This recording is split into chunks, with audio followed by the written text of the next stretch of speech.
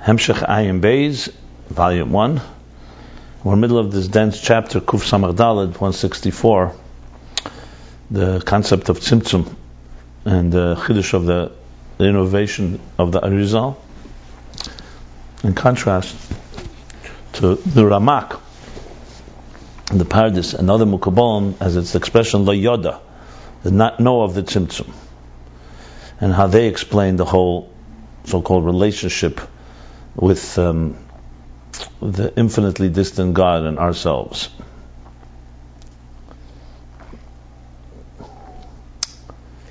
So we'll learn it inside now. And briefly, in our relationship with God, we have two aspects. There's a close aspect, as we've learned many times, as we've been learning in this Hemshech. There's how God applies Himself. In His creation process, He applies Himself.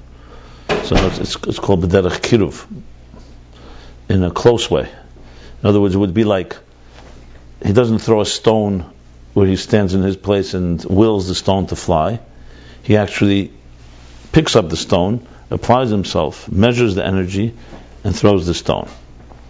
In the Nimshal, God could have created the existence. He's in His own ivory tower, so to speak, and creation happens. No, He applies Himself. It's Kayach HaPoel B'nifl. He applies Himself, manifests Himself. Yehi Oyer, Yehi Rakia.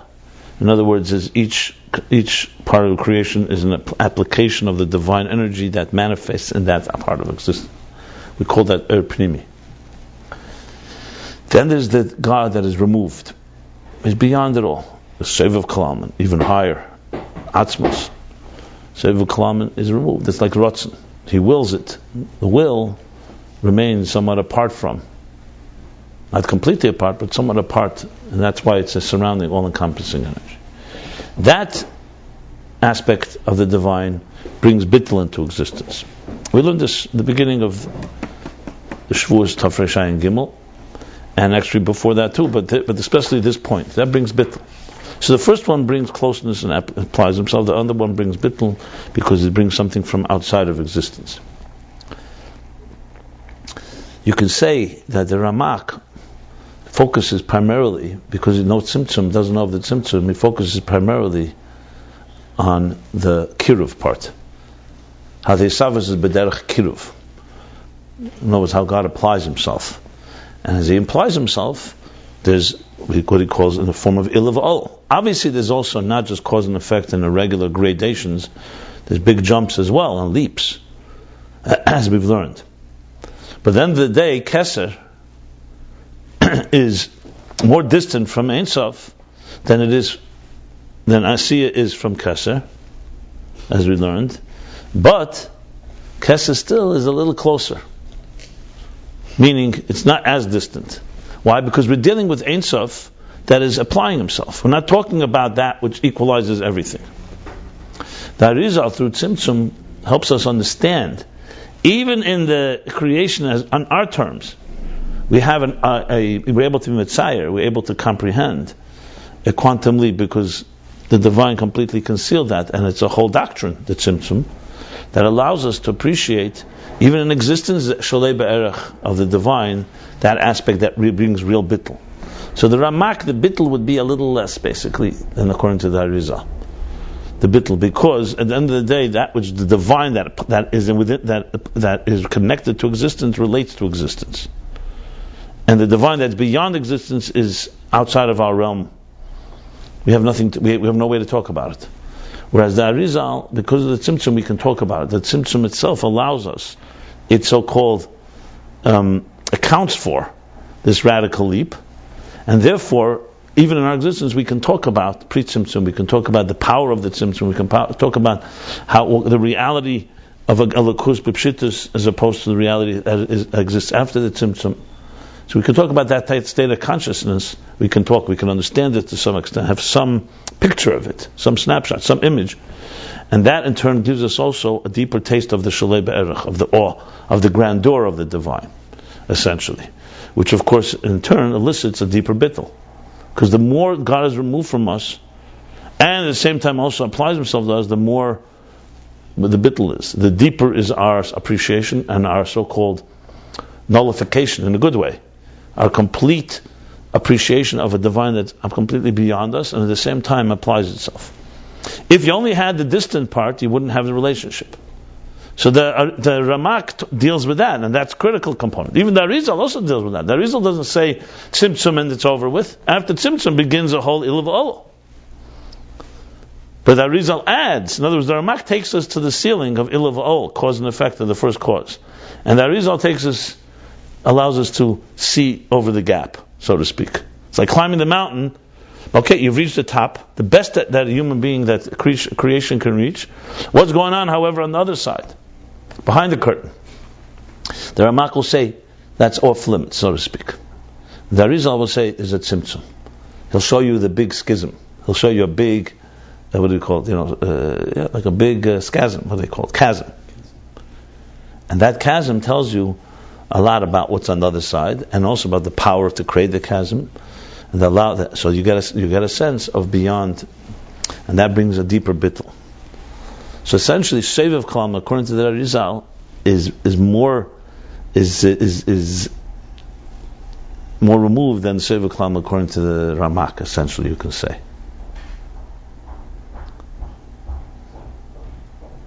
Now, what about Atzmus itself? Atzmus, which is not Mashevav or Mamala, Atzmus, which is here and not here at the same time. The Mitzvah is built to Mitzvah Nimtzah. So Atzmus is a completely different category. Atzmus doesn't need a Tzimtzum. Tzimtzum doesn't affect Atzmus, and doesn't reveal Atzmus. Atzmus is not subject to the rules of revelation and concealment. That's only in the Mitzvah Nimtzah that's possible. Something exists. Either it's there, it's not there, or it's revealed, or it's concealed. Atzmus doesn't have those rules. Atzmus doesn't manifest. Because its Metzias is not like we understand Metzias. By us, Metzias is either there, it's not here, or it's revealed, or it's concealed.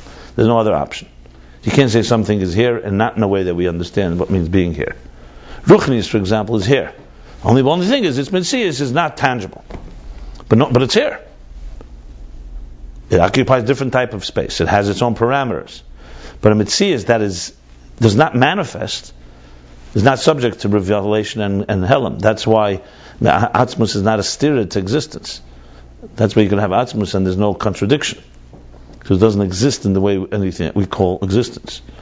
Whereas here we're talking obviously our relationship. We're Metzias Nimtzah. We're not built in Metzias Nimtzah. We are an existence. And by us an existence is the divine light is just too powerful for us. So that has to be concealed. The question is, how do we relate to that infinite power of the divine? So someone can say, why can't I just have a relationship with the built Metzias Nimtzah of Atzmus, and that's it? Because we are not that level. For us to relate to that, we have to first relate to how Elokus manifests closely, then from distance. That as we climb that ladder, we climb the mountain, then we're able to see on the other side, to the Tzimtzum and so on, and we understand the infinite distance. Then we began to have a personal relationship, even with built Metzias Nimtzah too. Because at the end of the day, the divine, that is the Atzmus that I'm describing, did manifest and did create also Mamala and Sevav. He did put himself into a Metzias Nimtzah. So, though he is not bound by it, but he did reveal himself in Eir. So Eir ultimately is going to teach us about even the part of Atzmus that Eir itself is not so-called the personality of Eir is a Metzias Nimtzah. It's an existent thing. So that's the picture. Now we'll learn it inside. And or could really teach us something about Atzmos. Because of its bittul, because it completely doesn't have anything of its own. It's like a servant who teaches. It seems like it doesn't get you any closer to even, No, but the fact is, if the king sends a servant, a messenger, that's completely bottled to the king. He knows nothing about the king. He just follows what the king tells him to do. He'll tell you the whole king's story, even though he doesn't. He's not the king, because he has nothing else. But that's Eir. Eir is a carrier. Yeah. Eir doesn't have an agenda. That's its advantage. Its weakness is its strength. All it is just conveyor. It's a conveyor of what the source is telling me to do. That's called Davuk Lamar? Yeah, that's Davuk, Ma'ain. It's a conveyor. It doesn't have. That's not the Kavanah. The Kavanah God wants is Tachtainim. He doesn't want Eir. Eir doesn't. But Eir serves. But Eir basically is an interface between the built Metzias Nimtzah of a divine that's completely beyond, to us that we're Metzias Nimtza but concealed. So allows us to reveal the divine on our terms, which helps us reveal the divine that is beyond it all. It's a very beautiful concept. See outside of the equation, I don't see the other side at all. But okay. Well, I don't think you can see outside without seeing it from inside. I can see yeah. So let's go back to the chapter now inside. I'll learn it inside because this is critical points that were made here. And if you need more, I'm not going to go over everything I did yesterday. Yesterday was a very elaborate discussion on the whole picture. It's all recorded. Yeah, it's on. It's on. I can give you access. Yeah, it's on. It's not on yet for the public. All day yesterday. Okay, so chapter Kuf Samar Dalad is continuing where he left off about Torah. The Chachma of the Torah, he says, is Chachma Rida L'mayla V'Atzilus.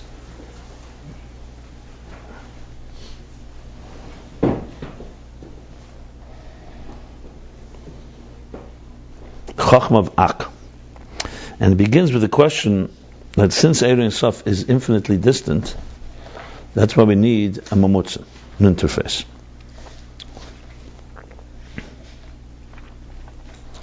But he asks the question: How does Ak help? Ak is not part of this Einarech. Ak is part of existence. It's Adam Debriya. So how does that serve as an interface? It's very good for our end of it, from the creation's end. But how does it serve as an interface from the other end?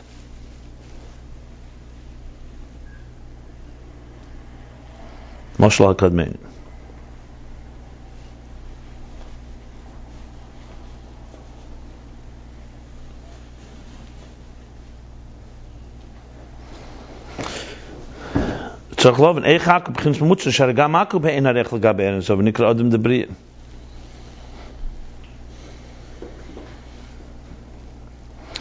Now, earlier we spoke about the interface of Eiris and Kalim of Atzilus and the Kav. So remember, Eir was the interface. So he asked the same question, if you remember, a similar question. He said, Gvul and Bli Gvul are two separate. Gvul is here, Bli Gvul is there. So how does Atzilus serve as an interface? So his answer there was, because in the Eir itself, there's an Eir HaBli Gvul and Eir HaGvul. In other words, they're both divine. Gvul is not the domain of existence, and Bli Gvul is the domain of the divine. They're both divine channels, both divine transmissions. We discussed that at length here. And the Eir HaGvul originates in Eir HaBli Gvul, and has a reshim, an impression. And therefore, Eir retains its quality of what we just said, expressing the source, and therefore it can serve. It's both has an element of Gvul because the divine desires this channel. It's a divine expression, and it has an element of Bli Gvul because it originates from there. Fine, but Ak role is not Eir. Ak's role is to create. Ak is a blueprint for existence. Adam Debriya. It's the first so-called. It's the first like the first seed of existence after the Tzimtzum, after the Kav. So what interface does it play? It's not representing divine expression, it's representing the other side, the Kalim side, in other words, the creation side. He's going to answer this question at the end of this chapter. But to answer it, he begins by saying that be'emes hadisavs, I'm going to start from here. Acha inyan, I'm going over it again. Acha in line 5 from the top. Line 6. Let me ask a question, and it sounds that we're saying that the Chachma of Adam Kabbalah is Torah. Torah of the Hur is not world. We'll discuss it. It's just the beginning of it. Yeah, Chachma of Atik. First he began that Torah is Chachma of Atzilus, and then he said the truth is it's Chachma of Ak. And therefore, so one should ask the same question on Atzilus. Chachma is divine Chachma. Torah is divine as it manifests in Chachma. That's what it comes down to. Now the question is whether it's Chachma of Atzilus or Chachma of Ak. That's not my question. My question is how we're going to describe. We're describing Ak as an Eilam, something separate. But Atzilus is also an Eilam. Yes, and Chachma is a sphere in the world. In other words, it sounds like we're discussing dropping the Hamshach aspect, the Remember, Kutshabricha is takel bar Raisa or bar Alma. Kutshabricha he called was the divine that's removed. Right? What do you call it? It's not Kutshabricha. What did he say? It was Atzmus Hamaitzel. That's separate. He looks into the Torah. That's Chochmah, and with that he creates. So the question is, which Chochmah is it? Is it Atzilus or is it Ak? Right. And that Chochmah serves as the interface. That's not my question. The question is that we're describing Kal as having both aspects. It has or Mitsuya has Blikvu. And now we're turning on. Chochmah has the same too. We learned that too. Okay. Chochmah has both aspects too, correct? Okay. But now we're turning. I'm saying Chochmah has both aspects. Yeah. That's Torah. Now we're targeting an Edad and Kadma because that's the first world. We're targeting that, so to speak, as the question on container. How container also is a interface. No, he's not saying that. He's not saying that. Okay. He's saying Ak is a mamutza, just like Atzilus is a mamutza. Ak is a mamutza. Chochmah of Ak is a mamutza. So is Chochmah of Atzilus. Torah is Chochmah of Ak. That's the mamutza. You asked the question that he's asking. How could Ak be a mamutza because it's a world? That's what he's asking here.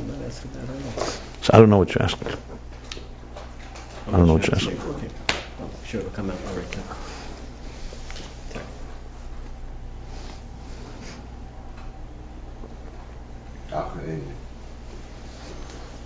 Yeah.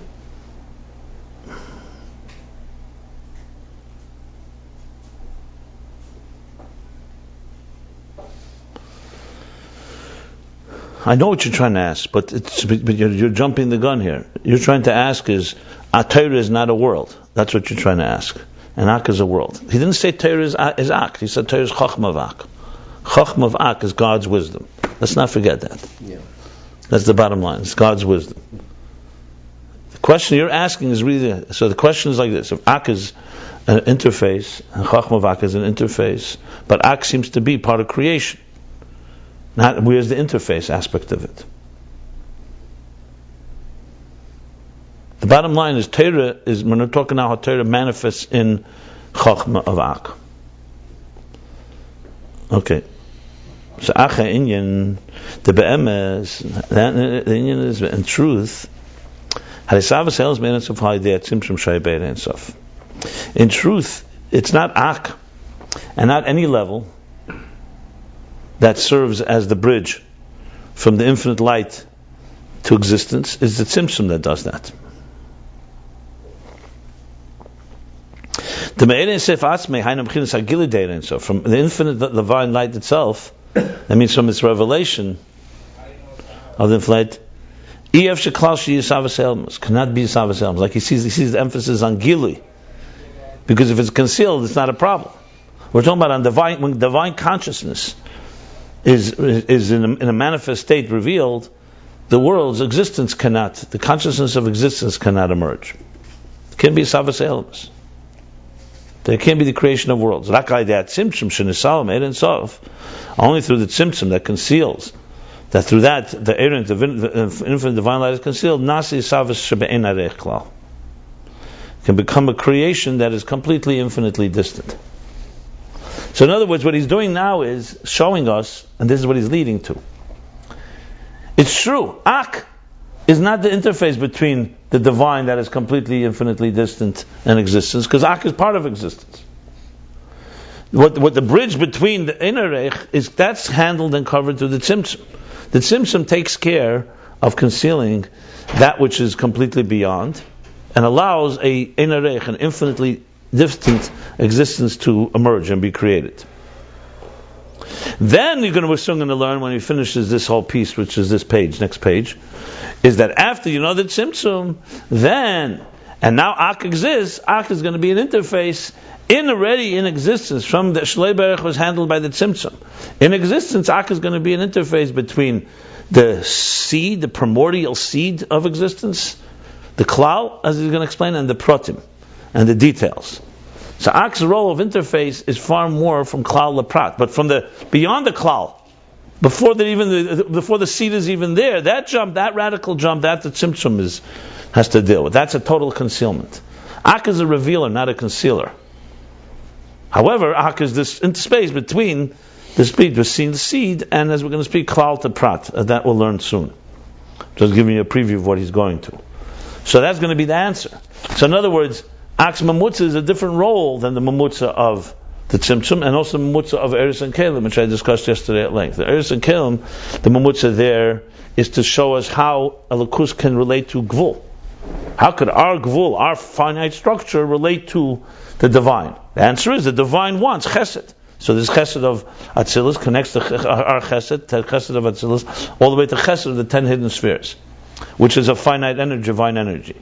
The question that we're talking about with the tzimtzum we're going to be discussing now is that's not the issue. That we can connect, but what about connecting the fact that God is infinitely distant? How do you account for that aspect? If you don't talk about that part, then we could say, you know what? I have chesed, God has chesed. Good, he's far greater than me. He's like my big father. But there's no infinite distance. And that's what the tzimtzum resolves, as we're going to learn now. And once that's resolved, then comes Ak and serves as the next mamutza, taken from the klal and bring it to the pratim. So there's a lot of things going on here at once.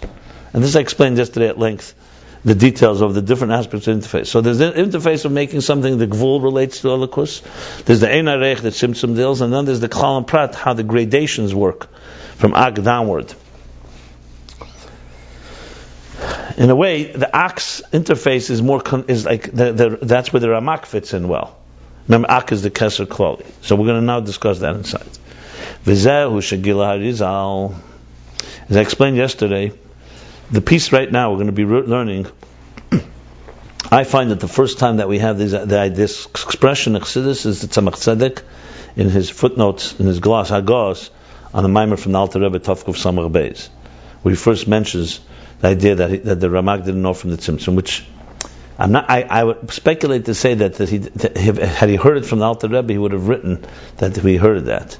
The fact that he didn't hear, that he doesn't write that, is probably he's writing it on his own, which means it's a chiddush from the Tzemach Tzedek, based on obviously the Alter Rebbe's Maimarim, and then it's quoted by the Rebbe Rashab in several places here in this chapter, very fundamental. But earlier also in Pasach Eliyahu Tafresh Nun Ches, the Hagos on Pasach Eliyahu, he discusses this idea.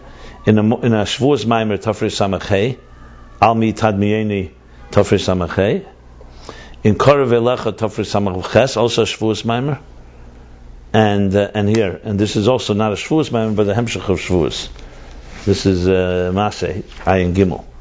That's where I found it so far. You don't find it a lot in Chassidus, but this expression is found in these places. So Tzemach Tzedek, and then these 4 places of the Rebbe Rashab: Pasach Eliyahu, Samach Hei, Samach Ches, Ayin Beis. So the Alter Rebbe doesn't speak about it? I just said that Tzemach Tzedek writes it in his Haggadah, on a comment on the Alter Rebbe's Maimer. Usually, when he says something, he says, "I heard from the Alter Rebbe," or the Alter Rebbe. The way it's written, it sounds like. I can't say for sure. Maybe wrong. If we find it from the Alter Rebbe, I stand corrected. So, what is the idea? The idea is like this: V'zeu shegila harizal inyan hatzimtzum, and this is what the Arizal revealed: the inyan hatzimtzum. Shamakubolim hakedmim, the previous Kabbalists, lo yodu muzeh, they did not know of it. And they explained everything in a form of cause and effect. In other words, commensurate gradations, you can call it. How does energy reach from here to here? It goes through steps. Now these can be big steps, but they understood it. That's the logic of how they understood the divine energy manifesting in existence in the form of Ilah V'ol. The Tzimtzum, as we shall see now. Something steps is going down still. Why would that be? Maybe I'm being naive, but why is that different than a tzimtzum? It's going down steps. No, because that means that every step you get closer, you're closer to the top step. And the tzimtzum says, no, you're not closer. You go to a place that everything is equal. In other words, Ak and Asiya, if it steps, Ak is close to the top. With the tzimtzum, Ak and the last step, the bottom step, are mamash equal, literally. Like 1 in a trillion to infinite. Now we're talking here logic. We're not talking about faith. If you go on faith, you could say, okay, I reached the top, Ak, and I know On the other side, it's completely beyond. But you have nothing to use. No, there's no language. Tzimtzum is not a chiddush. The Maharizal was not machadash a level. He didn't create Tzimtzum. He revealed Tzimtzum. He revealed that in Torah, God also revealed to us a bit of what He did to create the step one. So the Ramah can take us all the way to the top, which is great. And as I said, it's quite tremendous to get there. You don't really get there. Right. But fundamentally, there's an aspect of complete, that our existence is completely nullified in total. That's only. We're going to read it inside. He's going to say it clearly.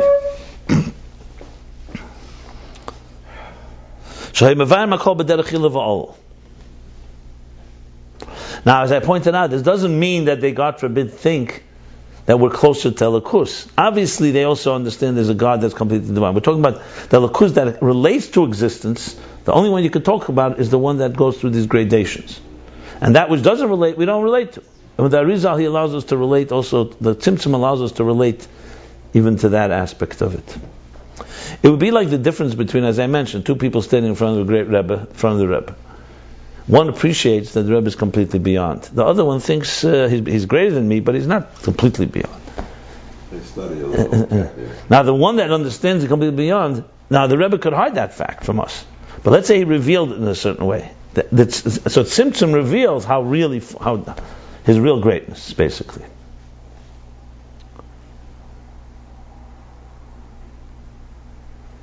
Yeah. Maybe that's why Mila b'sala and shtika b'trei. It says in the Gemara, one word, I give you 1 coin, and for silence I give you 2 coins. I pay you twice as much. Because silence reveals more than the words. V'yadu, it's known, the inyan ilav ha'olu sheyesh eze erech hishtavas b'neim. Ilav ha'olu means that there's some type of commensurate, some proportionate hishtavos, some similarity, some commonality between them, between cause and effect. And that's where that's an advantage and also a disadvantage as we're learning. Like we learned before, chapter 149, that also in cause and effect that there are separate personalities. Nevertheless, they have a commonality. They're both ethereal. So they're both ethereal. What does that mean? That their commonality is that they both are they're similar in their etherealness. That's the word. And that's why the effect is shaped in accordance to the cause. Now, they're very separate entities, like mind and emotions. But you can't say that they're infinitely distant. One is shaping the other, and they have commonality. Like intelligence and feelings and emotions, the emotions are commensurate to the intelligence. And this is the difference. This is why we find the difference in emotions. If they're from the intelligence within the emotions, or they're from the outer intelligence, or from inner intelligence. Right here, this is basically the 3 things of Yaakov, Yisrael Zuta, and Yisrael Saba. Actually, Moichin Shebamidus was Yisrael Zuta. I'm sorry, not Yaakov. Yisrael Zuta, Yisrael Saba, and Abba V'Imei Elohim. These are the 3 things he just referred to. So he's connecting it back to that. So in all these levels, Midas Shebamachin or Machin Shebamidus? Moichin Shebamidus. Moichin Shebamidus is Yisrael Zuta. It's how the Moichin is maturing the Midas. Yisrael Saba is Chitzenes HaMeichen, is Midas HaMeichen. Oh, I see. And then comes Primus HaMeichen. So you see here, all of them, however, are commensurate to each other. That's the whole point that he discussed earlier, if you remember. What was the point there? That was what the others do. That's in existence, you're growing. You're growing from emotions and maturing, but you're going to hit a ceiling. Because all these, at the end of the day, though they are different levels, they have commonality, or else you're not climbing. But even from previous Amaychin? Even Primus HaMoichin. Primus HaMoichin was already Matan Torah. That's because Torah is... Because it's still, because his Moichin is still, it's still Chachma. It's still Manu. It's not pure Keser. It's still Chachma. Yeah, it's true. It's an interface to lead you to that place. We learned that. Is that what he mentioned before, that even Torah's Kavamit is from Ma'am Kavamit? No, that's the point when he made that Torah is Chachma. Kavamid is also part of it. That Chachma has Medida. You mean that Chachma has... that Chachma is... brings into Medida the Medida Atzmis. But that was more Chachma as in... That was more Torah Chachma as in Er HaGvul like. Now, yes, and that's true. The reason it comes into... Once it comes into intelligence, even if it's the deepest Pnimius that happened by Matan Torah, you already have a bridge. Remember, the whole point was, why do you have the Gilui of Pnimius? Chetzenis HaMoichin cannot transform Biyah, this world, into Elokus. It can reveal it. It could do a lot of levels, like we spoke about the Ovis. Matan Torah bridges Elyonim Tachtem, because Matan Torah brings Pnimius HaChachma, that's Pnimius Atik, and brings it all the way into existence. That's correct. That's what he's saying here.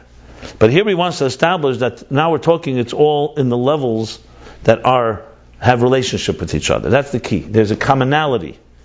As high as Chachma is, there's a commonality between Chachma and Midas and with Malchus. It's higher, but there's a commonality. We're not talking about on infinitely distant. Infinitely distant would only be beyond the spheres. Bligvul spheres. As soon as you're talking spheres, you're already talking, saying there are 10 spheres. That right away puts them into the same world. Remember, there's many aspects to the interface. Chachma serves from beyond Chachma to the lower spheres. But it is itself, it is a sphere. It's one of the 10 spheres. Chachma, Bina, Das, Chesed, Gvura, etc. But now we're going to go beyond that. That's Ilav Ol. And the same is true with every cause and effect. Sha'ol, the effect, hu be'erach ha'ila, is commensurate and proportionate to the cause. And there's a commonality. That's the key. And this is what the Ramak, Ramoshe Cordovero, in his classic work, The Pardes, in the gate called, if the Ein Sof is Keser, it's a question in Kabbalah. Is Ein Sof, the infinite Ein Sof, is that the level of Keser? Or is it something else? And there's opinions that Ein Sof is Keser, and the Ramak, as he says in a moment, says Ein Sof is not Keser. Among the Mukbal HaKadmarim? Yeah. So what does he say? Hichlit, and that's the Ramak in Pardes, in that gate where he weighs the different opinions. If Ein Sof is Keser, Hichlit, he determines, Hichlit, the Ramak, Shakeser Eina Ein Sof Mamish. The Keser is not Mamish Ein Sof. Keser is already some manifestation of the Nivroim, of the Netzalim. Now, why does he do that? He's going to explain in a moment. Because by him it's Ilav Ol. And 1 second, you'll see in a second. Uba Pelacharimin, and a Pelacharimin from Ramem Epanoi, which is a commentary on the Pardes, Kosov, writes Mishmoi, B'Sefer Alima, writes in the name of the Pardes. The Pardes, Ramak has another book, Sefer, called Sefer Alima. So Pelacharimin, a commentary on Pardes, cites the Ramak from another place, Sefer Alima, Sherachik Mashahiyah Bein HaKeser ve'Ein Sof, that the distance between Keser and Ein Sof, Harbi Yeser Mamashahiyah Beinenu and Mitzayin Avshvela Bein HaKeser. The distance, but is between Keser and Ein Sof, is far greater than the distance between us, the existence, the lowly creatures, and Keser. So, our distance from Keser's rather distance from Ein Sof is more than the distance from Keser to us, which would seem to imply that Keser and us are closer to each other. But he's going to say in a moment that they're not, doesn't mean they're equal. It means this is more distant, but it doesn't say Keser is us. It doesn't say it's more distant, but Keser is still closer to it. That's what he's going to say now.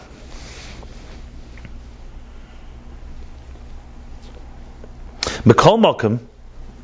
So even though he writes this, Nevertheless, Kosa b'shar hagvanim Perek Beis. Even though we just established, in other words, Keser is not Ein Sof. And even moreover, not only Keser is not Ein Sof, but Keser is more distant from Ein Sof than Keser is from the world, from our creatures. Nevertheless, he writes in Shar HaGvonim, Perek Beis, in the Gate of Colors, chapter 2, being a Keser, Shenikra Cheshech, about Keser, which is called darkness. There he says that Keser has no color. Remember we spoke about colorlessness.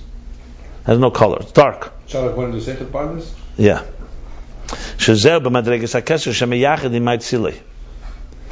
That this level of Keser, this is the Madrega level of Keser that connects and attaches with the emanator,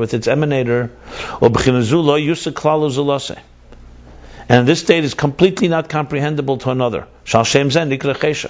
That's why it's no color. It's dark. Why is it called dark?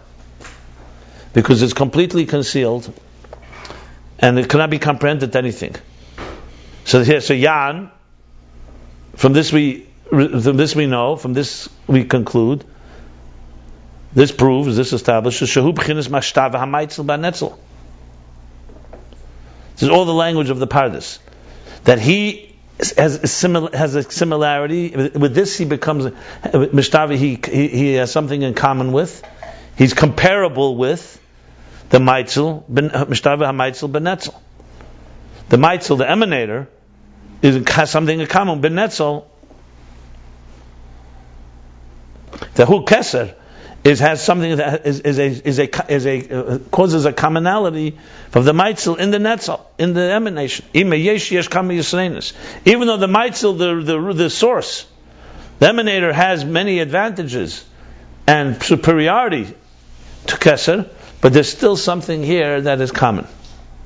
Do we say, according to Balas Arizal, that there is a hishtavus between Keser and us? We didn't finish. We'll see. Let's not confuse matters here. Well, so how do you explain all this? Remember, he's saying that this is because because this is how it is when you're dealing with cause and effect. That they have some form of commonality. So because the Arizal doesn't have, because the Ramak doesn't talk about a tzimtzum, doesn't know of the tzimtzum, so his way of understanding Keser has to be this way. That Keser is infinitely distant, Keser is distant from Ein Sof more than we are from Keser, but there's some commonality. Because there's no way to understand it without, because he understands it all as Ilav Ol.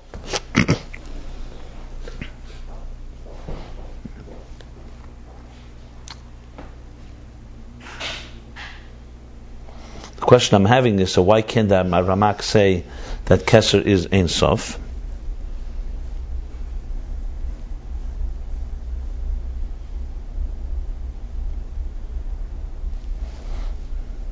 That's why you can't say it's Ein Sof.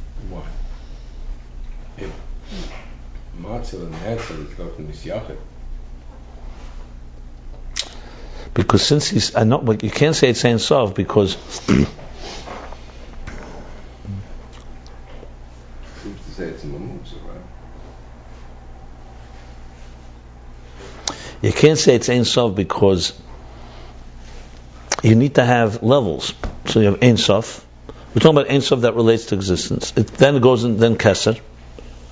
Keser is very distant from Ein Sof, more than the distance of Keser in lower levels. But because it's Ilav Ol, Keser somewhat has a similarity to the Ein Sof. If you were to say the Keser was the Ein Sof, you would jump a step. That's one way you can explain it. But you jump from Ein Sof Keser jumping to Chochmah. Keser becomes some type of a stepping stone. That's one way you could say it. Another way you can say it, that if Ein Sof is Keser is Ein Sof, then you may be talking about a level that's completely beyond us, and then there's no Ilav Ol altogether. There's no way to jump altogether. I have to think about that. But the bottom line is that the Hishtav is that there is ultimately commonality because of Ilav Ol. That's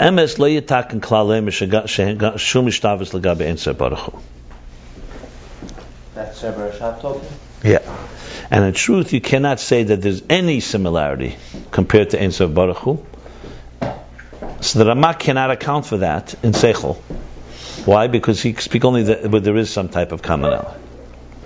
And then he adds in two parentheses now, go very important parentheses. So, like it says elsewhere, the Lashita Zu, like it says elsewhere, that according to this opinion, the Shita is the Rapardis, that is, the Ramak. Hagam sherochik me'ed erech ha'keser l'gabe ein sof yesem merochik merichuk asiyah l'gabe ha'keser, that even though the level of keser compared to Ein Sof is more distant than the distance between asiyah and keser, like we just said, mekol mokem ef shalahashris. Nevertheless, you cannot compare richuk ha'keser l'gabe Ein Sof k'mei richuk asiyah l'gabe Ein Sof. Gabi Kesser. L'gabe Ein Sof. You cannot compare the distance of Keser compared to Ein Sof compared to the distance of Asiyah compared to Ein Sof. In other words, now he's explaining what he said before. Before he said that Keser is more distant from Ein Sof than Asiyah is from Keser. Fine. And nevertheless, he said there's some commonality. This parenthesis gives us deeper explanation of that. This is from one of the Mamarim that you mentioned before? This, I believe, is in Pasuk Eliyahu, yeah. So it says this.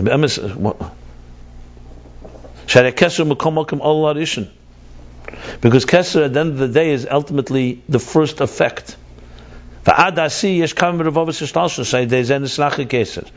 Asiyah, there are many multitudes of evolutionary gradations through which it gets even more distant.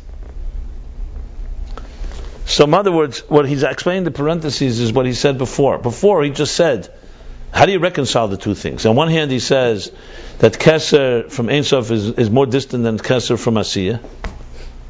And then he says there's a commonality. The answer is because he's stacking more distant. In other words, the jump from Keser to Ein Sof is far more than the jump from Asiyah to Keser. But that doesn't mean Keser isn't closer. He doesn't make a statement that compared to Ein Sof, Keser and Asiyah are equal. He just says the distance from Keser to Ein Sof is more than the distance from Keser to Asiyah. So you could say like this: Asiyah to Keser. Let's see if I could use an example. Asiyah to Keser, let's say, is like this, and Keser to Ein Sof is like that. So this is less than this, but that doesn't mean this isn't closer to this. Now, obviously, we're not talking here in kamus and measure in quantity. We're talking in quality. So in other words, as I explained, one of the explanations for this is, there are different explanations given to understand this, how something is shlei be'erech. Different explanation for this would be that we're not talking about bli gvul amiti. The Ramak is not talking about total infinity. He's talking about something that's relatively, completely beyond us, but it still has a relationship. So if you think of it like, not infinite number. Let's think of it a number trillions, which is enormous. Compared to a trillion, it's far more distant. 1 trillion compared to a billion trillion is far more distance than a trillion compared to 1. But a trillion is still closer to it. Why? Because he's talking about a divine dimension that is already connecting. Because that's without the tzimtzum, we talk about, as I said in my preface, we're talking about a divine as it applies himself to existence. And when you try to talk in the logic of the application, you can't talk about infinite. You have to talk that there's some type of relationship and commonality. Sometimes an explanation given for it, I think the Rebbe once gave this explanation in a different regard of something else. One pruta, one coin, 1 penny compared to an infinite amount, an infinite amount of pennies is infinitely distant. What about if it's not a penny? What happens if it's a grain of sand? A grain of sand is completely a different world. So the Ramak is talking within pennies. Is you're in the world of money, let's say. Infinite pennies. Yeah, right. But you're not talking about sand, which is completely worthless in regard to this. A penny still has value. You can't say a penny has no value. You could say its value is very little value. But what it is, it is. It's okay.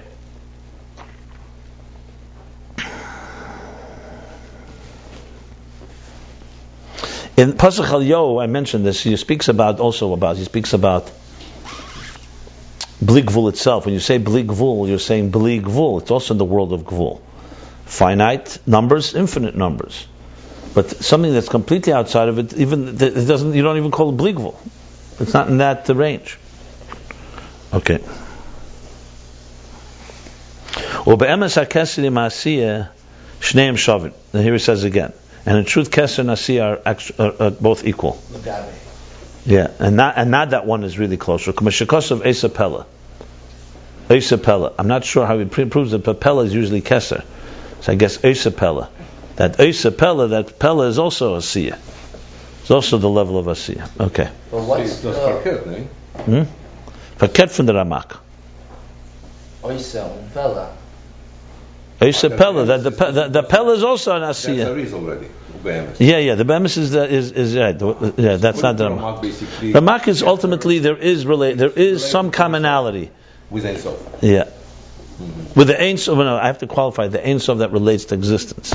That's critical. It doesn't say that here, but that's how it's explained. And Atomim Chacha Fagan writes a whole pilpul just on this. And according to Arizal, the Arizal is even to Ein Sof that relates to existence. It's also no. Both ways.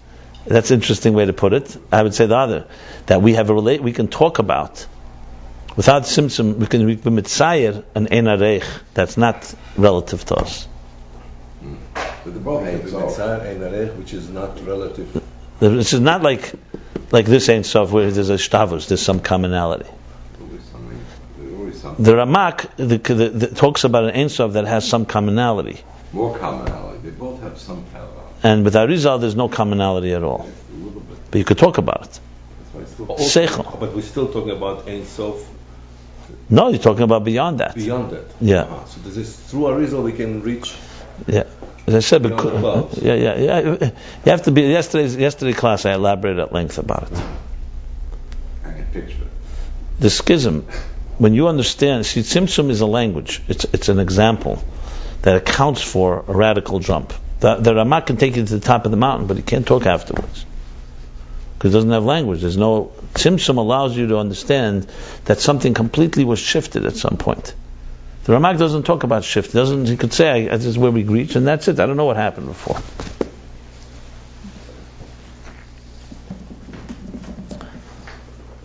Look, in other words, concealing of Elokus reveals to you more than the revealing of Elokus. That's really, in other words, you can put it. If someone say you can come into a room and you don't even know there's something concealed, so you're going to have a relationship as far as you can. But then someone reveals to you there's something here that you have no clue.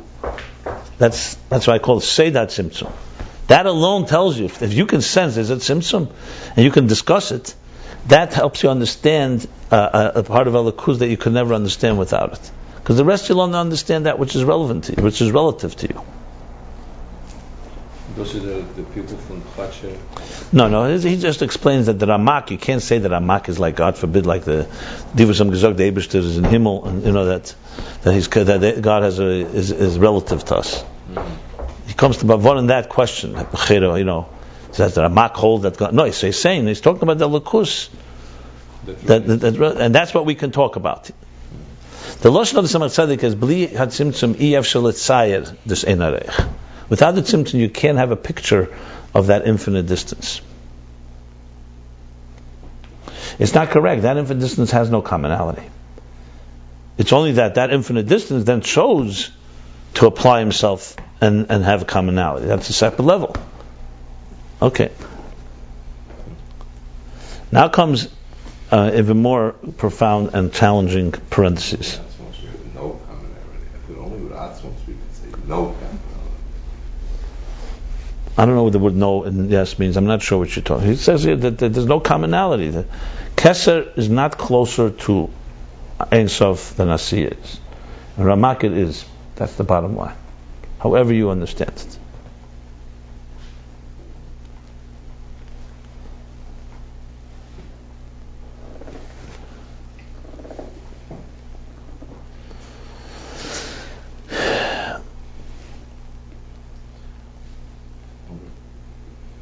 remember, as I mentioned before, as far as the main punchline is, you can't have bittul to something that you have some commonality with. That's the bottom line. Because that commonality does not have bittul. The only bittul is possible, total bittul, is if you have nothing in common with it. So a penny is bottled to infinite pennies. But in what it is, there's still a piece that... There's some existence. There's something called existence. With the Atmos, we're not talking about Atmos. Atmos is not a discussion. Atmos doesn't have contradictions as well. Completely no commonality. Atmos is not. It's not Atmos. You can't even say what you just said. Completely no commonality. Really? Here we're talking about something you could say. There's no commonality. That's not even a discussion. That. Okay. By the way, an Atmos it could be common and not common. It just makes no difference. It's completely not in those. Okay. Here we're talking about in our experience. Right, in our experience, lack of no commonality. Gotcha. Obviously, at the end of the day, God there's no commonality wants to have something in common with us. But that's a difference. That's He wants. That happens because He chooses to, not because He has to. Gotcha. Or, as some Kabbalists would say, that part of Him that's nothing in common remains locked, and we never can access it. Period. That's another option. So and now there's a twist to the whole picture. The next parentheses.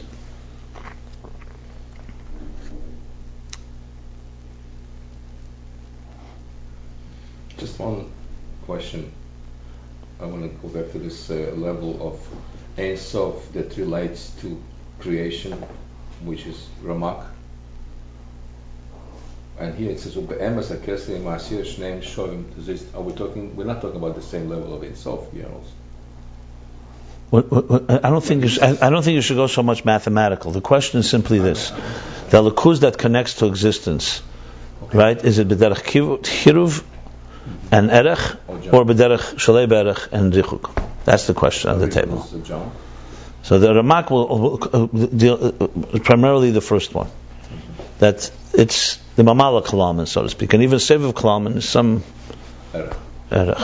You have to say that he must be talking about a lakus in its source. You can't be talking that the Ramak, what he felt that a lakus is be'erech to us, God forbid. So you have to say that's what the beer is. That the Ramak is not saying that be'etzim. He's saying our discussions, our havana, our relationship, and havana v'asoga is only with that aspect. That's what he's saying. By introducing Tzimtzum, you could say that there's a relationship also, this existence has a relationship also with that which is completely Shlei Be'erech, which the Ramak would call Amunah or whatever you want to call it. Mm-hmm. So, Arizal gives us another step to step on. Well, a lot more, because it just takes you to now the whole pre-Tzimtzum reality. That, yeah, a lakuz b'pshitus type of reality. The only thing I just want to Ima Kesser Ein Sof. So Ramesh says Kesser is Ein Sof. Rotzen, that's Ein Sof. That's how Atmos is. So we relate to Rotzen. He says it's a level. It's a level. Ein Sof is beyond.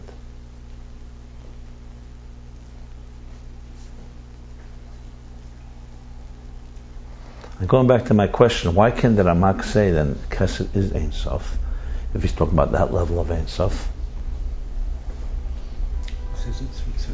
Hold on a second. I have to go back to Vayelech Samach Vov, where he discusses that the mile of the Ramak and Samach Vov is that your relationship with him.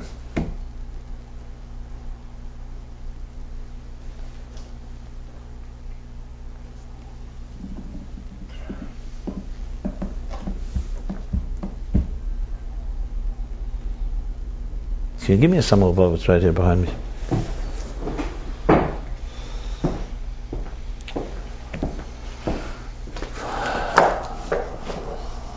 Thank you.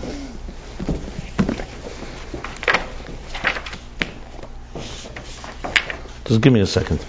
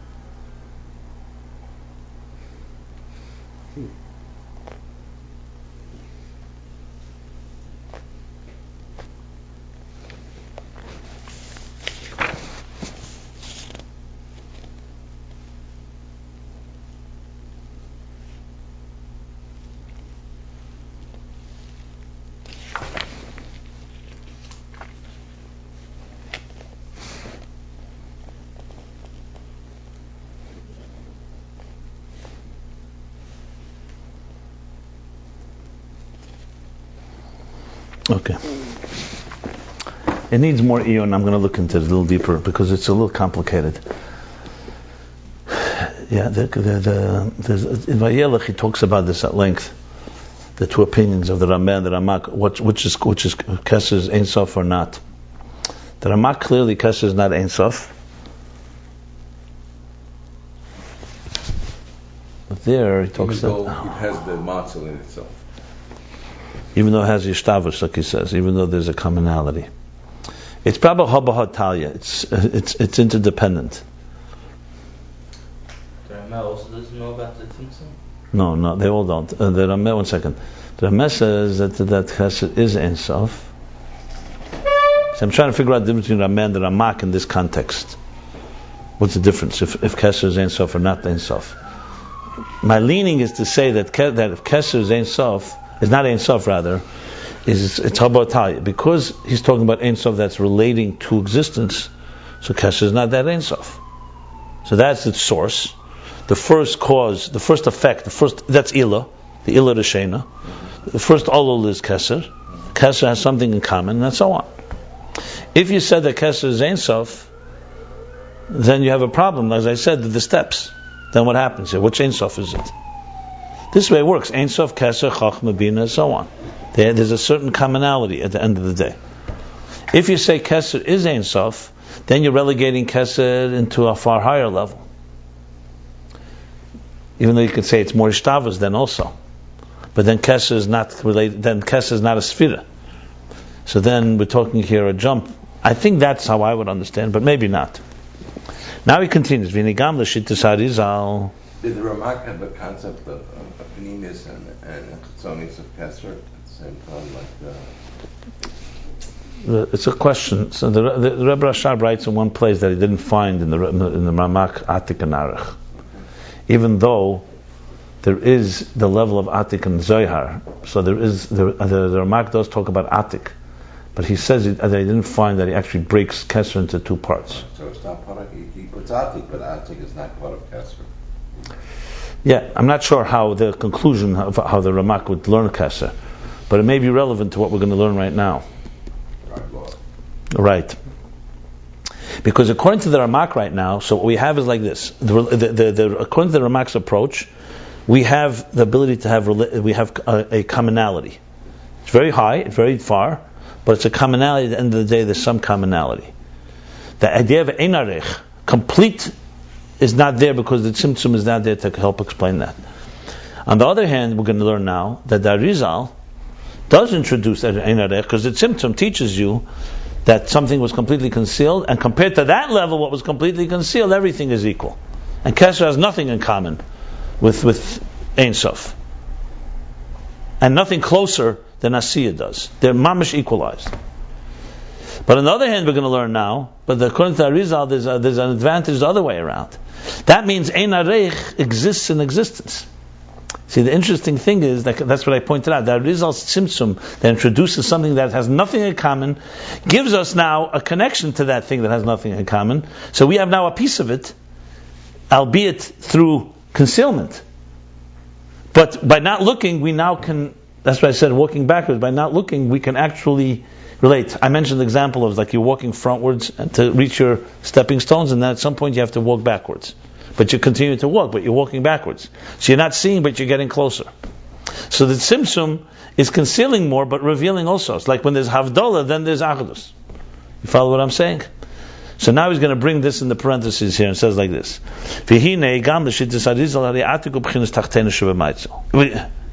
Now, also to the according to Arizal, Atik is Tachtena Shebemaitz. Atik is what? A Kesser. Is the lower level of the emanator. So the Chayri have a question here. You just said, Arizal, there's nothing in common. Atik has something in Kan. It's Tachtena Shebamaitzel. The same Arizal that says is that Tzimtzum that everything is equal. Kesser and Asiya. Right. And because Asiya does not, is not. Ubabira Idra Zuta Dafrish Peches Kosav, and explaining of Idra Zuta, Zoyar, Parsha Zazinu, page 288, he writes, the Ikra Atiku Ein Sof Shemislabish Beradla. That the primary Atik is Ein Sof that manifests in Reisha D'Lo Yisyada, which is the highest part of Kesser.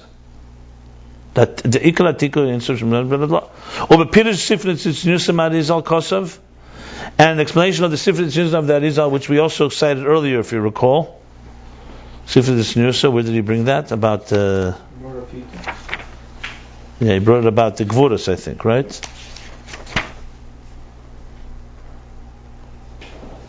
Okay. He brought in the previous chapter, I remember.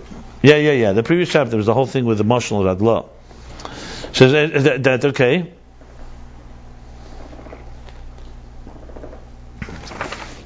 What does he say there in Sifrit Tzniusim? He says, Hahu Reisha Delav Reisha Shesham Chevin Eiz Ha'atzmus.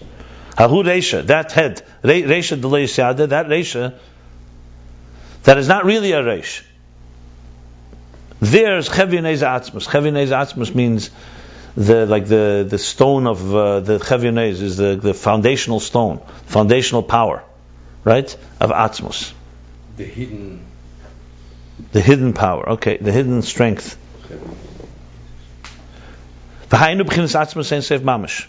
So we're seeing from all this that Radla is Mamash Ein Sof Mamash. So now we're dealing with how did the Chayda Zel Gamkin in Erech Rishtavus. So this Chayda seemingly is also a proportionate, commensurate commonality and commonality. So how is this different?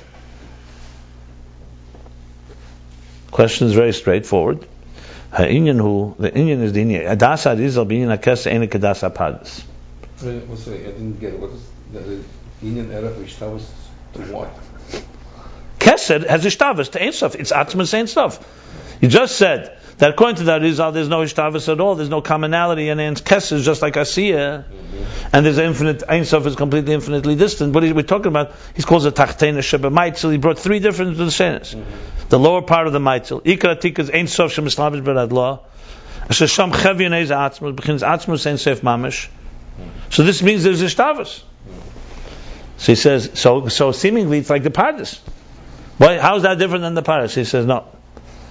The answer is the opinion of the Arizal in Kesser is not like the opinion of the Pardes. The Ladasa Pardes Kesser Ein Sof Kim B'chinas Misavim Ein Sof. Opinion of the Pardes is Kesser is not Ein Sof. It's only something that's created from Ein Sof. Oh. Yeah, it's created from Ein Sof. V'dasa Arizal B'inyan Kesser Shakesser Ein Sof ve'Eina Ein Sof. And the opinion of the Arizal in Kesser is not that way. According to the Pardes, Kesser is the highest sphere, but it's a sphere that is created by Elokus, by Ein Sof. According to the Arizal, Kesser has two parts. Atik is Ein Sof Mamish, not like the Ramak, and Arich is the Sheresh and Etzolim, like the Ramak. In other words, it's Ein Sof and Ein Sof, Ein Sof. The beginning of Yena Shebeyu Ein Sof, beginning Tachtena Shemaitz. The higher part of Kesser. One second, let me just think something. Yeah, the higher part of Kesser is Tachtena Shebamaitzel. Is actually the lower part of the emanation of the emanator. And the lower part of Kesser, which is Arich, is not Ein Sof. You count it in the spheres. It's one of the spheres. We learned this before also, and we learned about Arich and Atik. There's also two parts of the Mumutz. Like we says in Eitz Chaim, in the gate of the Drushi of the essays on Abiyah, chapter 3. So what do we have now? Let me just explain so we understand what we're talking about. That is a strange thing happens. You would think that Tachtena Shebamaitzel fits much more with the Ramak. But the Ramak, everything is on a lower level. Ein Sof is commensurate to existence, and that's, in other words, that part that has a relationship, and therefore Keser has something in common with it. The Arizal, who introduces Tzimtzum, he could almost say Haba Ataya. That's why he can talk. Exactly. Take away Tzimtzum, how could you grab Atzmus? How could you grab Atzmus Ein Sof? That's, in other words, that's what I said before. Without the Tzimtzum, you cannot talk about the Atzmus Ein Sof, the Eir Ein Sof, that everything equalizes. Because where do you talk about it? What language do you say? What do you say?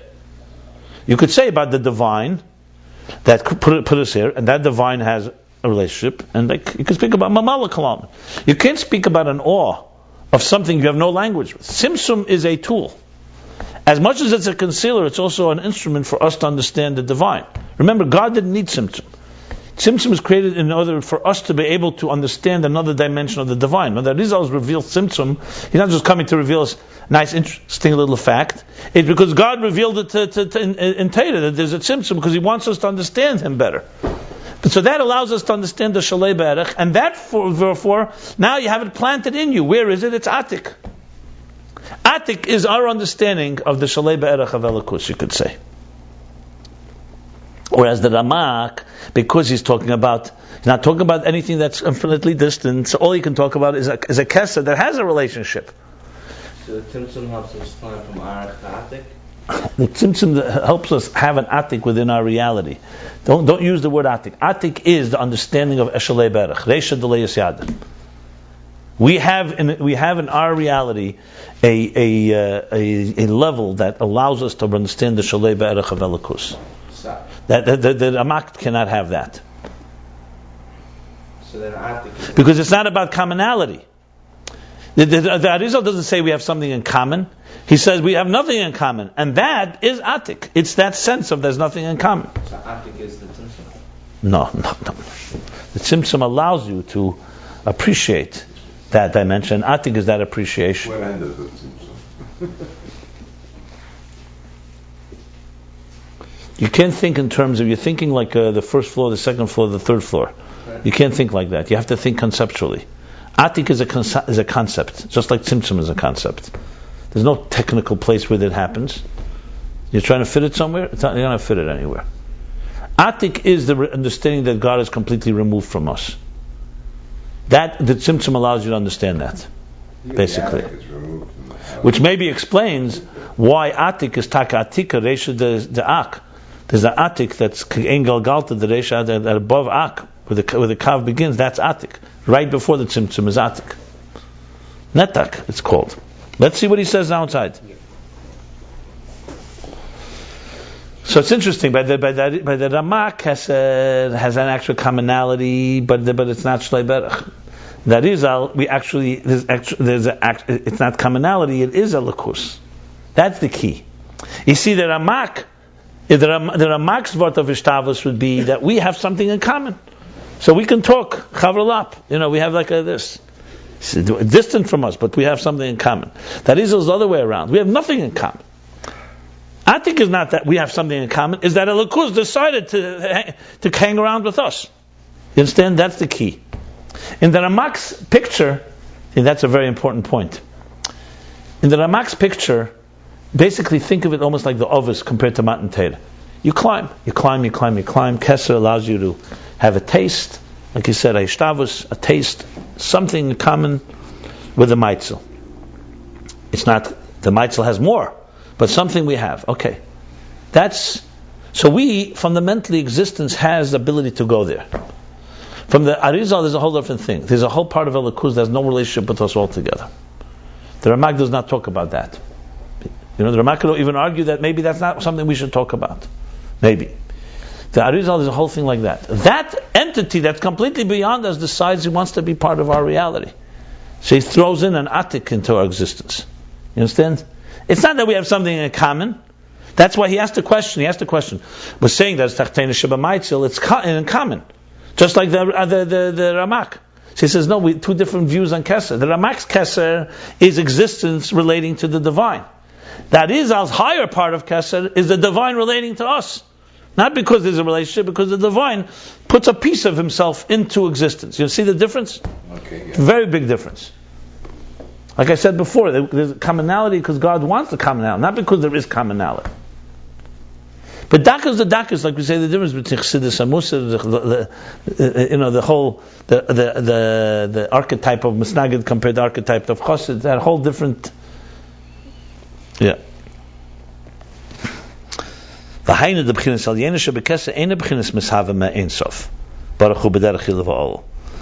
means that the higher part of Kesser, according to the Arizal, is not something that is created from Ein Sof in a form of cause and effect, like the Ramak says. This is Ein Sof in its lowest level. In other words, Lowest level in Ein Sof.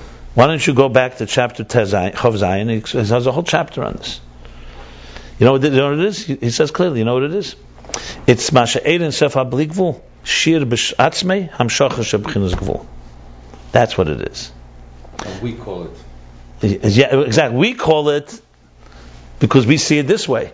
But it's the Blikvul, the infinite vision of infinite possibilities of the artist chose one possibility. From his perspective, it's just a choice. Min kanaf v'lei kanaf. It's not Tachtonim Mitzad Ein Sof. There is no Tachtonim. No, Tachtenim Mitzad Ein Sof because it's only part of all his infinite possibilities. Tachtenim meaning a piece of. Think of it like that. It's not with Tachtenim, Gashmis for sure not even Ruchnis. Tachtenim means it's the Malchus of Ein Sof. What is Malchus of Ein Sof? That's not Ein Sof in its full glory a million ways or Belikvul ways. It's Ein Sof in one way. That's what it means. Facing down towards us. Exactly. Exactly correct. Face down to it. Now, earlier we also learned that from the perspective of Elikus, that's all part of Elikus. It's only from our perspective where these different tracks we're going to make a symbol. In other words, basically, you want to know another way to look at it? From the Arizal's point of view, Gvul of Welt is really fundamentally, like he says, Medida Atzmis. It's Elikus B'Keich HaGvul. Don't think like a finite creature right now. Elikus is manifested Gvul.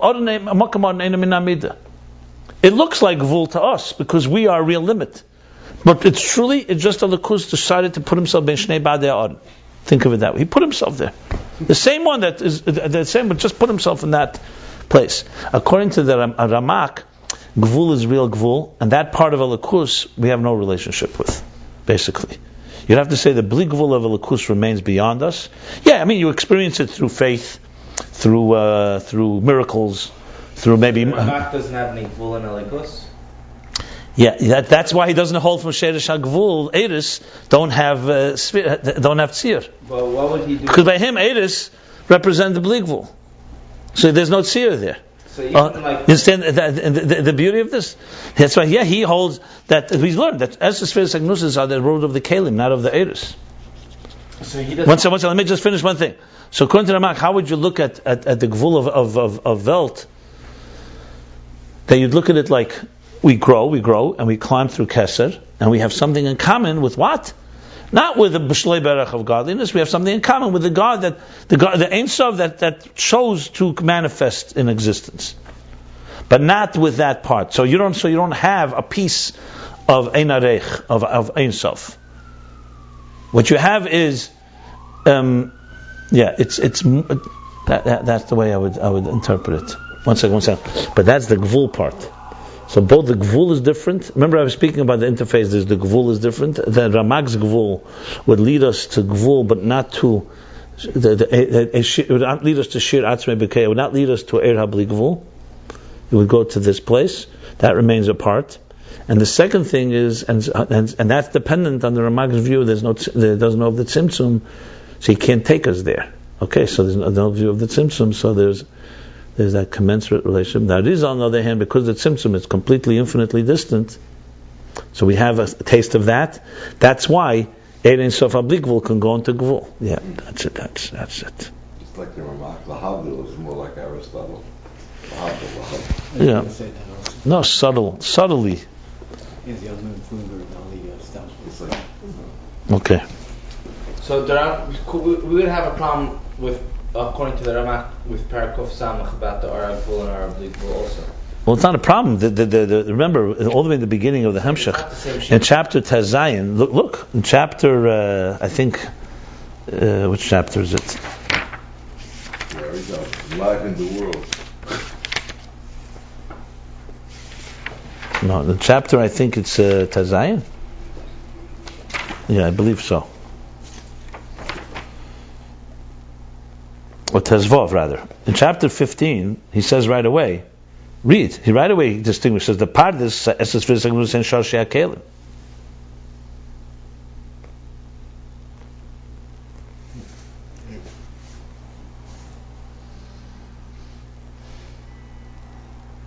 See, the challenge of bringing the two together, I've said many times, is either you have to compromise the world, or you have to compromise God to some extent, or limit God's relationship. What Chassidus Chabad is doing is reaching the deepest levels of Elokus, and while also maintaining our parameters. This was the complication that the Kabbalim had. How could you do that? Either we have to somewhat shed our identities and personalities and so on, or we have to relate to a God that is not in His full glory, and He's somewhat limited in His connection to us. That's the dilemma. The Ramak takes his approach, the Ramed, another, they all deal with this problem. So the Arizal is the real beginning of Hasidim.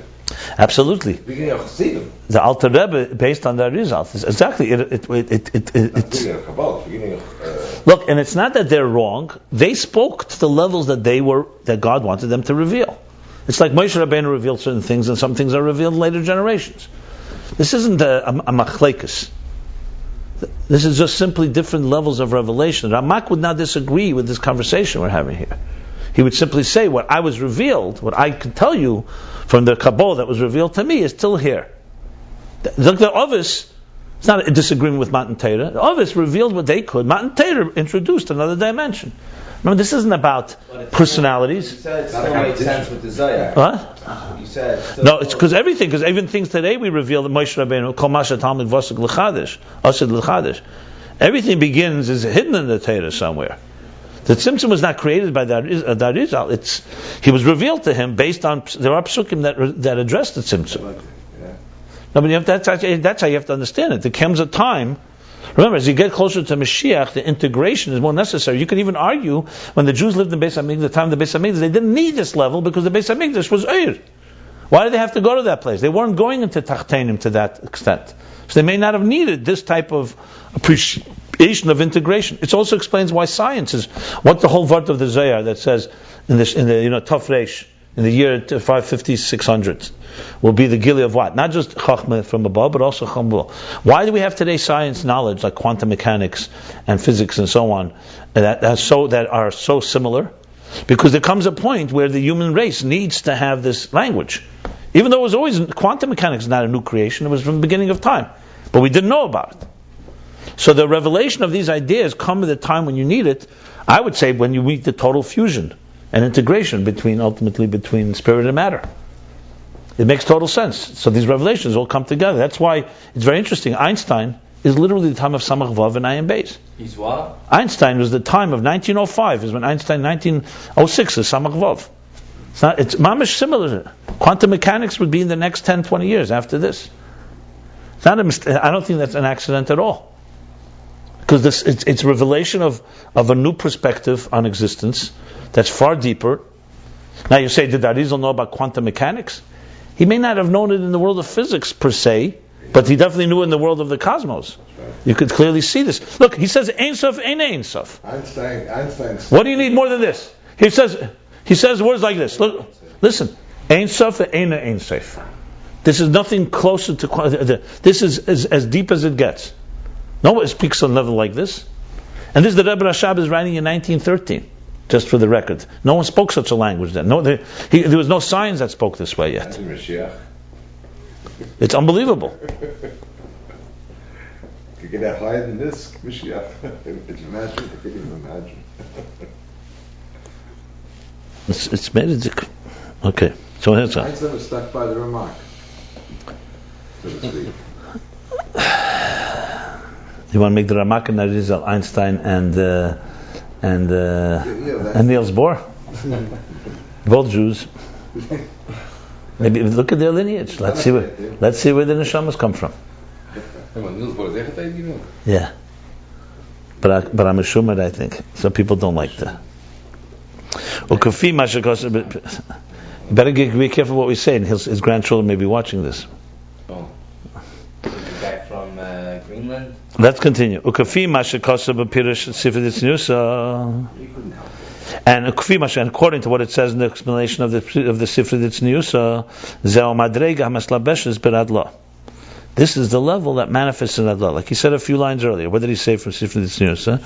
He said, what did he say there? Chevyon Eiz Atzmas. Reish Leisad Ashasham Chevyon Eiz Atzmas. The Kosov Sham, and he writes there, that is also, that Adla Atzmei Eina Masig Mashiyesh Boy. That Adla itself does not comprehend what it has inside of it, like we learned in the previous chapter. Kanal Perek of Samagil. V'zeu Mekeich Ein Seif, and this is from the power of Ein Seif. Liyas Atzmusei Nimshach v'Nimtze Gam B'Mokim She'ein Be'erach Klal. Mamish tells you this. This is the power of Ein Seif to find them, to draw down, to Nimshach, to be drawn, to Nimshach, to transmit, and find himself in a place that's completely She'ein Be'erach Klal. So is that what he means by Ein Seif ve'Einem Ein Seif? Yeah. It's the same idea? Yeah. That's the whole idea. Val derech tzimtzum shchintei ben shnei badiyar. Al derech, like, doesn't say ben shnei, but like we learned this before also. The tzimtzum shchintei between, yeah. Wow. Oh boy. This is the beginning of the chapter. Yeah. In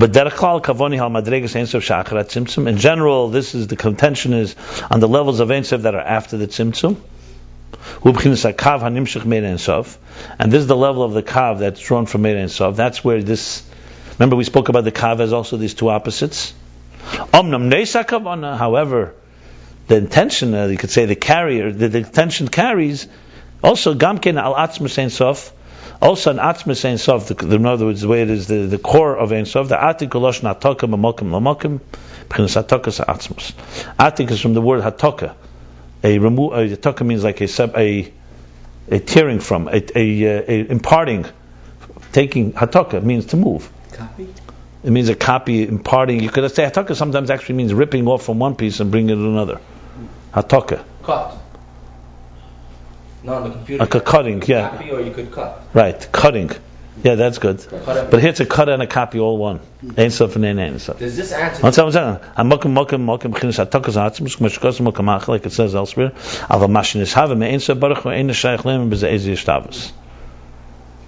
but what comes, what's neshava from Ein Sof Baruch Hu? In other words, the pardes, there you cannot say ishtavus.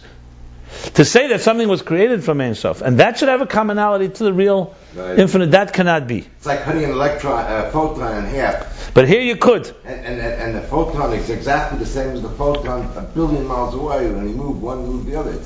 It's before that concept. Yeah. What time is it? It's 10:50. I wanted to finish the chapter. Remember he asked yesterday if it doesn't work out in the math, like if Tzimtzum comes after, so how do you relate it to before? That's what this is saying? No. He's saying that in general, this level that he's talking about, the Kreich, that God, that to find that type of the manifestation in the Mokum She'ein Berach is the Kav after the Tzimtzum, but in general it's also talking about things before the Tzimtzum. And then he continues. Let's go on. Let's see. I'll go a few more minutes. V'zeh, move on. Now we have to remove both parentheses now. So in other words, so the bottom line is there's no hishtavus. You cannot make a comparison between an existing reality like Kesser that's not Ein Sof and the true Ein Sof. So if you make a comparison, you have to say it's to the lower level. That is, on the other hand, is not making a comparison. He's not comparing existence to the divine. He's saying the divine implanted himself, embedded himself in existence. It's hataka from Atzmus into existence, and that. But how do we understand this? However, so how could that be possible? And this is understand only with the tzimtzum that Arizal innovated. Chidush. Because through that, the Tzimtzum was created an existence that's completely infinitely distant. Take away the Tzimtzum, you'd have to say that godliness has some type of relationship. The Tzimtzum is what allows us to appreciate that God has completely no relationship. So now we have Ein Arech, you have something, Sav is Ein Arech. The K'moy, okay, now he continues. The K'moy Ken Gam Sav is parts of the Akwa, they had Tzimtzum. And similarly, also the creation of the structure of Ak is also through the Tzimtzum. So what do we know from all this? This whole piece is only coming to accentuate, to answer a question. But he's now going back to the question. Seemingly, we're supposed to answer the question. What's the question?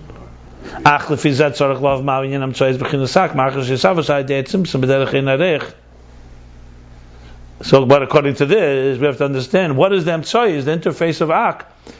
Being that all of existence came through the Tzimtzum, that's Ein Arei, infinitely distant.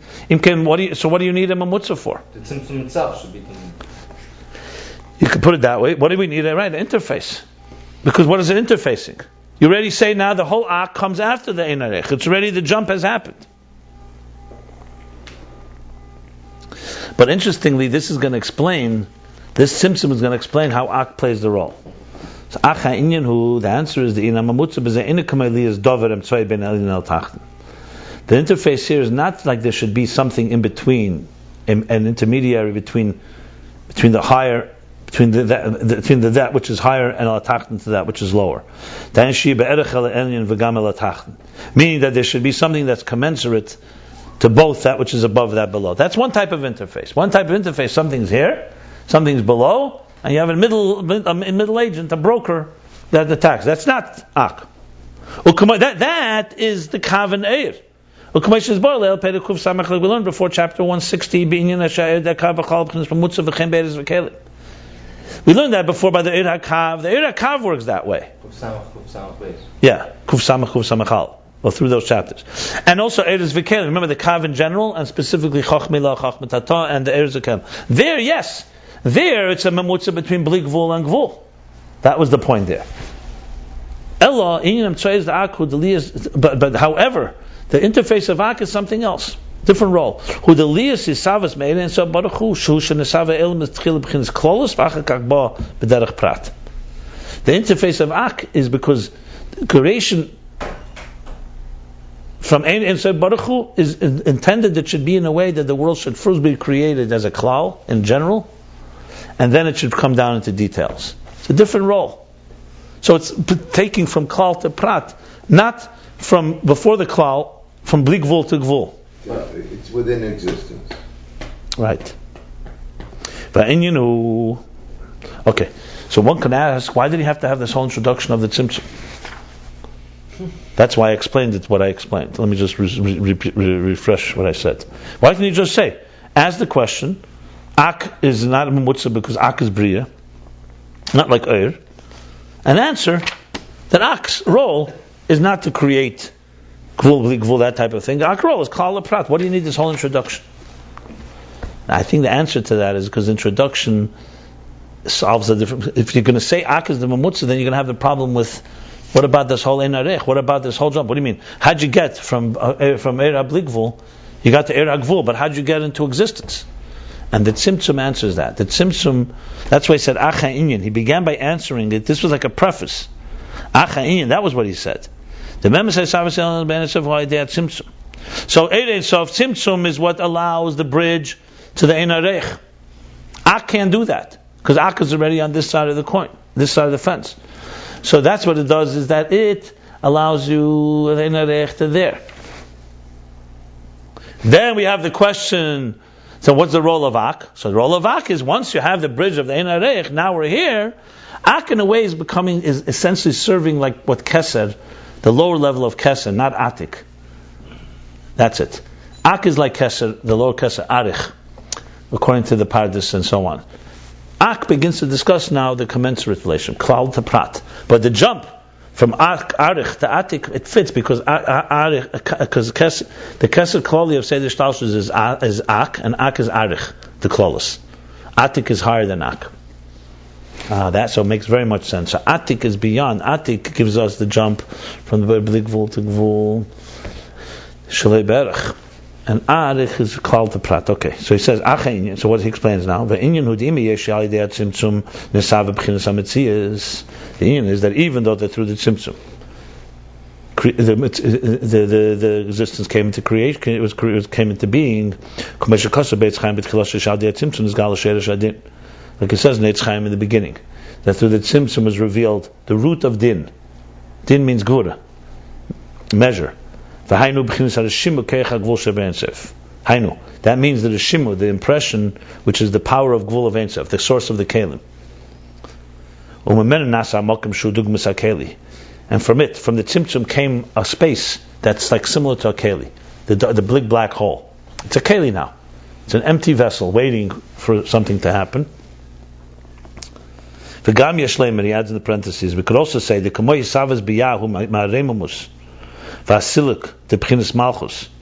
Just like Biyah is from the Remus, the exaltation, and the Siluk, the Remus, not the exaltation, the Remus, meaning the Malchus is removed state. Vasilik, Malchus, higher and removed state. That's what Hayam Emed Aleim, the water stood above them. What does it mean it stood above them? Malchus stood like a wall above it, removed. Milmaila stood above them. That's the transmission from a distance of Malchus. When Malchus is in that state, it's like Malchus is removed. The same thing you can say, that general structure of existence, which comes from the Eida Seif Seviv Klemut, from the infinite divine light of the Seviv, of the transcendent energy, it's also through Siluk, the removal and Remus from distance. This sounds very awfully like the Tzimtzum. Yeah. In other words, that's what the Tzimtzum does. Remember, we said that Tzimtzum reveals the Ein Arich. The Tzimtzum reveals that God has to completely remove himself. That tells you how distant God is. The Ramak doesn't know of the Tzimtzum, so he's not talking about something completely removing itself. It's something that has to be diminished, but there's something in common. The Tzimtzum tells us it's completely removed because it's completely beyond us. She says that's like Malchus removed from Biyah, like the water that removes itself, that's beyond. The same thing as Sefer Kalam is completely removed. All this is through the Tzimtzum. This is explaining Ak. So that teaches us, the Tzimtzum teaches us how God is removed. But nevertheless, in order for there to be a creation, an action, that comes specifically from revelation of the infinite light. This comes the other way around. Remember, we spoke about that you have to have every pula, every action has to have through the revelation of the action. We're not just throwing a stone from a distance. God is somewhere. He has to apply himself. And that's the kav hanimshach meir ein sof that's drawn from the infinite divine light. So it's not just a tzimtzum. The tzimtzum is a removal and shows the infinite distance. Now comes the kav, and that applies itself.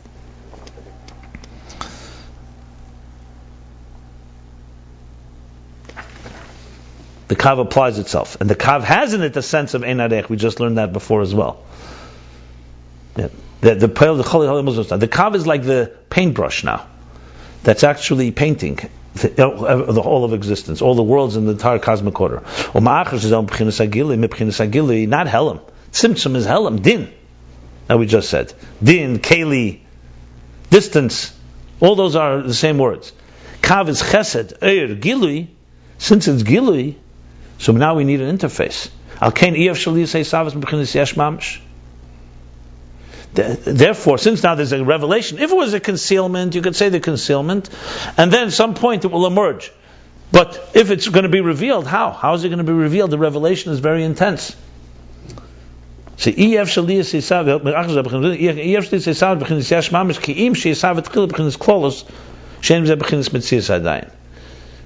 since it's a revelation, there cannot be this revelation unless it's first created in general.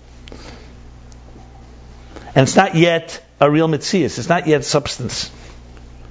So if that's the case, the interface of Ak is not because from the perspective of the infinite divine light that is infinitely distant. On the contrary, Ak is from the levels of Ein and Sof, that's in a state of Kiruv, like we talked about the Ramak. That in a state of closeness.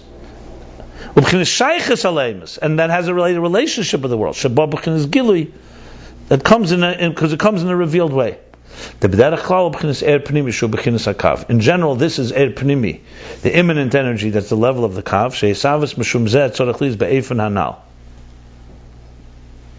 That the creation, because of this, because it's an Er Pnimi, it's revealed, it has to come in a commensurate way. Let's put it this way. If God only wanted to reveal Ein Areich, think of the human body. Imagine we didn't have a body with organs. An energy, your soul comes into your body, and you could see and hear and taste and walk and so on. And someone say, how does that work? I don't know. Imagine a stone that's able to do. But since he wanted a relationship, Ber Pnimi, so he manifested. You have eyes, the Keich Hadiyah goes in the eyes, the Keich Hashmiya, sound goes into the ears. So there, now we need a Seder. How's that happening? If the energy flows, it's not gonna work. It's going to overwhelm everything. So Tzimtzum can explain it from a distance, but from closeness you need to have stages. And this is what it says elsewhere. The Masha'amar Ein Areich Lecha. What it says, that Ein Areich Lecha, that nothing is comparable to you. That's compared to specifically Atzmus. The Chol Yesavus U'Be'ein Areich Legamri Legabe Atzmus. Because all of creation is completely infinitely distant compared to Atzmus. But compared to energy, especially immanent energy, saying even Er B'chlal, which is measured or commensurate to the world, you cannot call it completely infinitely distant.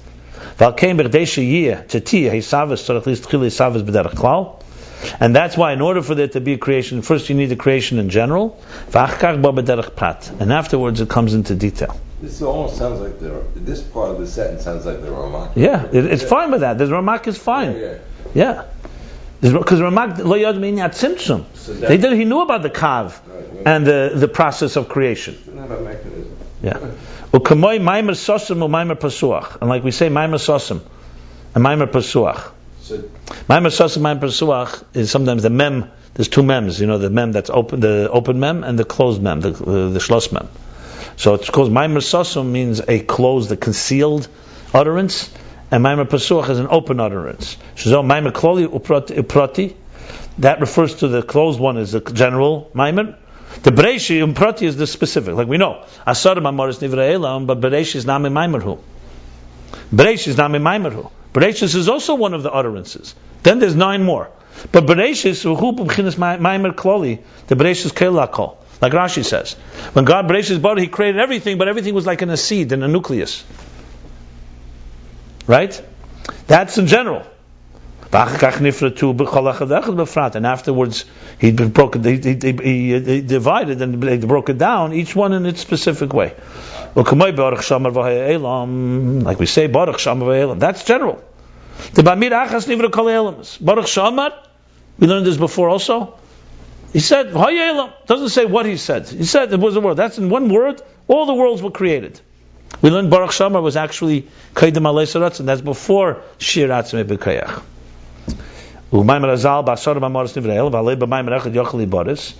Maimer Azal, the Mishnah in Perikei in Pirkei Avos, that in 10 utterances, 10 Maimoris, 10 expressions, he created the world. But he could have created it with one Maimer. The answer is, he actually did. But he wanted to give schar, like the Mishnah says, and so on.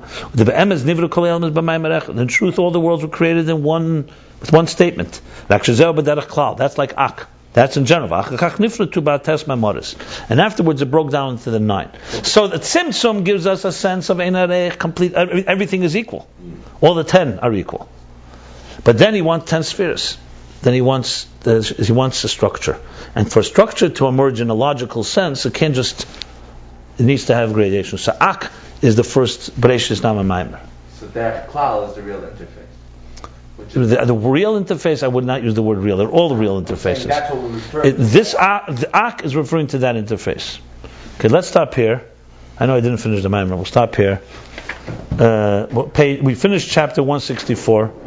Plenty more to go through, but this is very interesting. There's two sides, and we did we went 329 and 330. We're almost at the end of Discourse 41. We still have to finish the actual end of the Maimer itself.